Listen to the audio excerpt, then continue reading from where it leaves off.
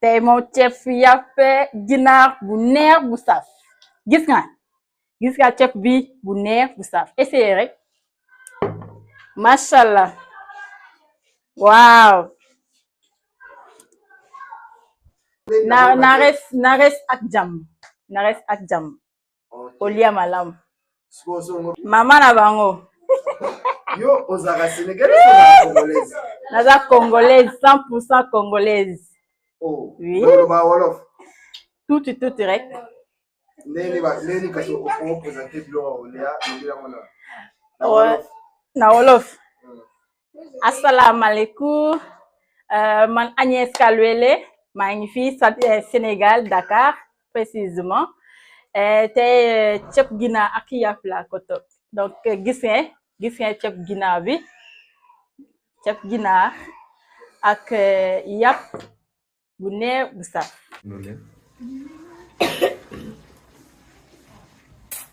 Bon.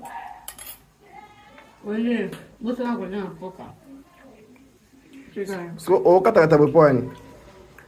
Ezala bongo eza coutume tomoni awa.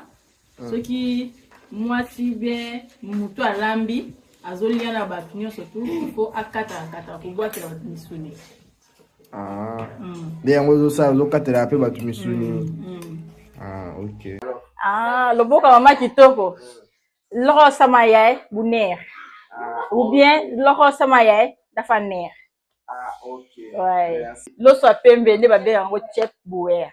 Ceeb bu weex. Bu weex. Siko ceeb ya rouge. Nde babe yango ceeb bu rond. Ceeb bu rond. Mashallah. Félicitations à jërëjëf.